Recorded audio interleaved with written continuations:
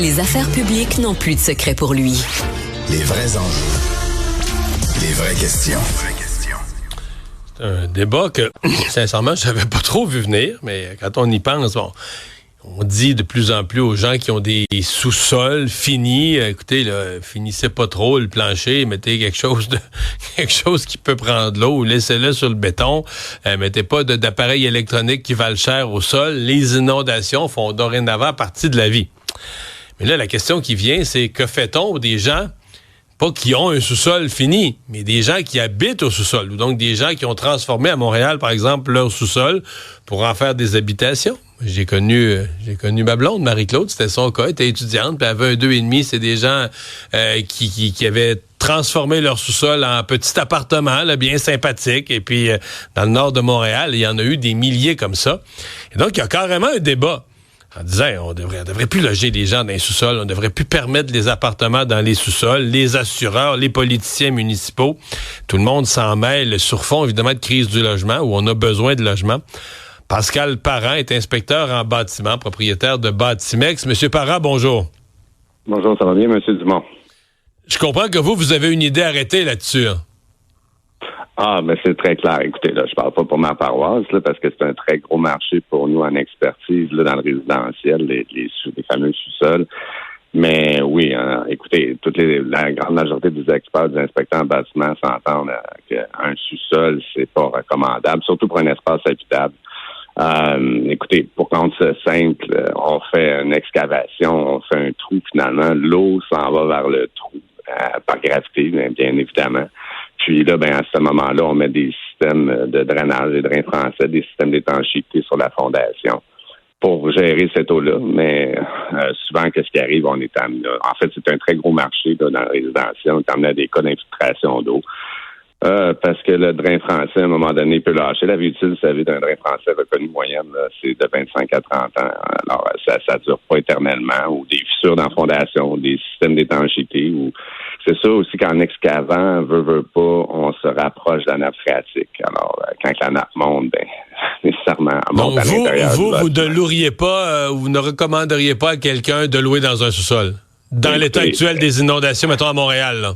Ah non, écoutez, je vais même aller plus loin que ça. Beaucoup d'experts s'entendent qu'un sous-sol, c'est pas recommandable tout court.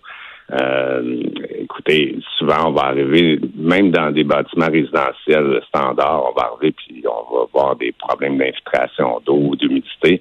On voit ça dans tous les cas. Donc, si vous me parlez d'un logement au sous-sol, c'est encore pire. Mais là, à Montréal, il y en a des milliers, là, des gens qui vivent dans les sous-sols, là. Écoutez, alors, on est amené aussi à travailler. Quand vous voyez, tout le monde voit par le changement climatique, là, on a des intempéries qu'on n'avait pas avant, puis on est amené à faire de plus en plus de cas, puis ça devient problématique. Sans parler des refoulements d'égouts, là, qu'on parlera pas, mais écoutez, c'est sûr, si vous allez sous le niveau du sol, les risques d'infiltration sont là. Si vous allez au-dessus du niveau du sol ou à l'égalité du sol, les risques d'infiltration d'eau sont beaucoup moins élevés. Beaucoup moins. Dans le cas des refoulements d'égouts, parce que je comprends que Montréal, c'est principalement des refoulements d'égouts. Là. Oui, il peut y avoir de l'infiltration, mais le gros problème, là, est-ce que ça se règle à terme? Est-ce qu'on va devoir changer la tuyauterie, les capacités des tuyauteries? Si c'est ça le problème, si le problème en est un de refoulement d'égouts, est-ce que le problème, c'est de loger les gens au sous-sol ou ce sont les infrastructures de la ville? C'est les deux, je vous dirais. Écoutez, il y a deux facteurs là-dedans. Premièrement, les infrastructures, il y a certains secteurs de la ville, il ne suffit plus de la capacité, en fait, pour soutenir cette eau-là, ça suffit plus. Donc, ce que ça fait, c'est que ça refoule à l'intérieur. Puis, au niveau du bâtiment, on peut absolument rien faire contre ça. Même si on parlait de clapant du refoulement, ils tiennent pas le coup, la pression est trop élevée. Même si on parlerait d'éloigner l'eau du bâtiment, ça n'a rien à voir. L'eau monte dans la rue qui est adjacente au bâtiment, donc nécessairement, ça s'écoule dans le sous-sol. Tant aussi longtemps que les infrastructures ne pourront pas supporter cette eau-là, les bâtiments vont avoir des infiltrations d'eau, puis il y a plusieurs bâtiments, c'est récurrent. Dès que l'eau monte, il y a une infiltration d'eau, puis ça peut arriver plusieurs fois par année. Mais il y a l'autre facteur aussi, c'est que les bâtiments vieillissants, les drains français lâchent, il y a des fissures. Puis là, l'eau s'infile. Puis il y en a même, il y a des copropriétés qui ne sont plus assurables. Donc, ils vivent dans la moisissure en permanence. Ah ouais. Mettons qu'on oublie, là, je pense que votre propos est assez clair, j'ai plus d'autres questions là-dessus. Habiter dans un sous-sol, vous, votre recommandation comme expert en bâtiment pour n'importe qui est propriétaire, parce que là, depuis 50 ans, tout le monde a fini son sous-sol. Là, tout le monde a un sous-sol, des beaux divans, une télé, une place pour aller regarder le hockey. Vous recommandez quoi aux gens pour le sous-sol? Ben, vous amenez pour le point important, c'est que la façon de vivre a beaucoup changé. À l'époque, c'était simplement, on va dire des caves à l'époque. Aujourd'hui, maintenant, c'est des espaces habitables. Puis on investit quand même de l'argent.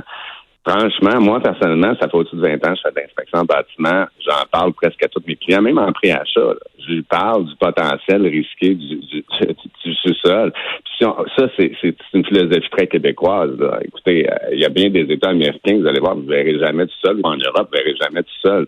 Puis si vous parlez un moment donné avec des ingénieurs ou des experts en bâtiment, ils vont dire que c'est un petit peu un non-sens d'avoir un sous-sol. Vous, votre recommandation, c'est on garde ça sur le béton, on range les affaires, mais pas trop proche du sol. Qu'est-ce qu'on fait? Ben, en fait, oui. Moi, si j'ai recommandé à faire une maison neuve, faites-la sur une dalle de béton. D'ailleurs, on commence à en avoir de plus en plus. La génération des baby boomers ont tendance à faire ça sur des dalles de béton par les expériences passées qu'ils ne veulent pas revivre. Puis aussi, souvent, qu'est-ce qu'ils font, c'est qu'ils partent des longues périodes, là, dans Floride ou dans le sud, puis le potentiel est là. Fait qu'ils font ça sur des dalles de béton. On le voit de plus en plus. Ailleurs, ça se fait très bien. Puis, vous savez, il y a d'autres façons de construire qu'avoir des sous-sols, avoir autant de pieds carrés, là. C'est parce que c'est vraiment typiquement québécois, là. Mais on devrait pas en avoir des sols. Systématiquement, si vous avez la chance de pas avoir du sol, allez vers cette voie-là. Puis je vous dis, ça paraît radical là, de dire qu'il faut pas avoir de sous-sol dans le contexte. Ben, si vous avez le choix d'avoir un sous-sol et pas de sous-sol, je vous dis, allez vers la voie qu'il n'y aura pas de sous-sol. C'est sûr, si vous creusez un trou, vous allez sous le niveau du sol, les infiltrations d'eau, les risques sont beaucoup plus élevés que si vous êtes sur le sol. C'est très basique, mais c'est la vérité. Pascal Parent, merci beaucoup. Ça m'a fait plaisir. Au revoir. Bonne journée, M. Dubon. Débat, opinion et analyse. Cube.